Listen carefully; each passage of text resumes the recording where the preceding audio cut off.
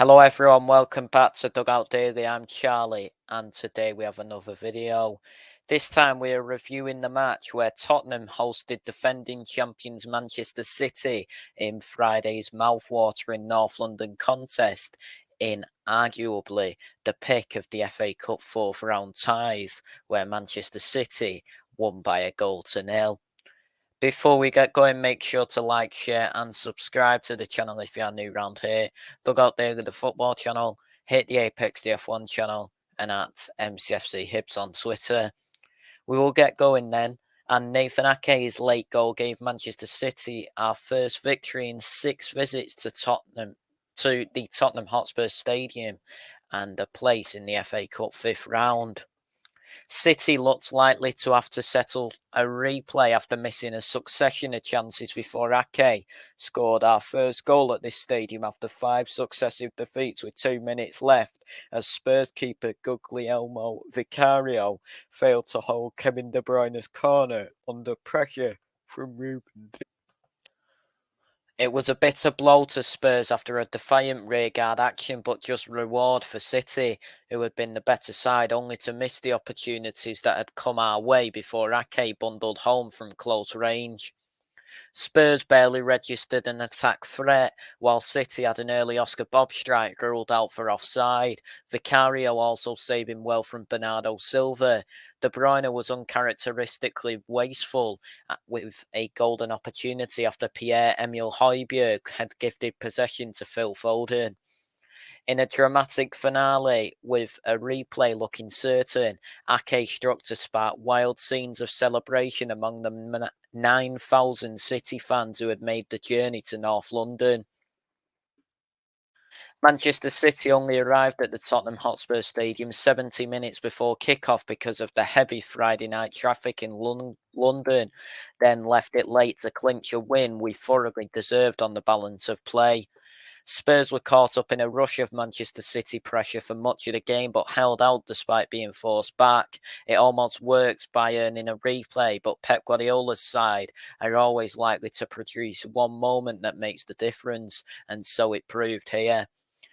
It may not have had the beauty that characterises so many of our goals, as Ake scored amid a near post scramble, but this didn't stop joyous scenes after the final whistle, with manager Guardiola especially animated. City's triumph will taste even sweeter because it came at a stadium that had brought us nothing other than misery until this FA Cup fourth round tie. There's a clear sense that City are kicking into top gear, with some of our early play scintillating, giving off the formidable air that is our trademark at this stage of the season. The impending return of striker Erling Haaland will only add to our confidence as we chase the Premier League, FA Cup and Champions League. For now, it's a win we will relish. Spurs would have been fortunate to come away with a replay from a game in which they were second best, but to come so close and go out the FA Cup will leave manager Ange Postecoglou and his players nursing real disappointment.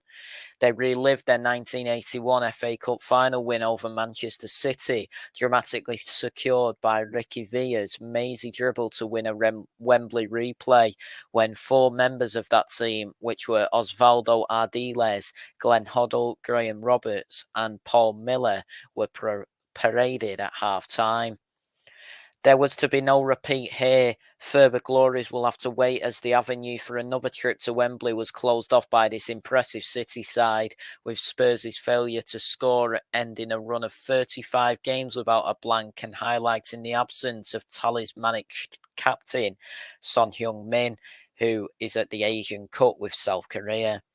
Mickey van der Ven was outstanding in defence, while Vicario was secure until he couldn't hold on to De Bruyne's corner, giving Ake the chance to pounce. Spurs hoped in vain that the VAR might detect a foul by Diaz on Vicario, but the decision to give the goal was correct.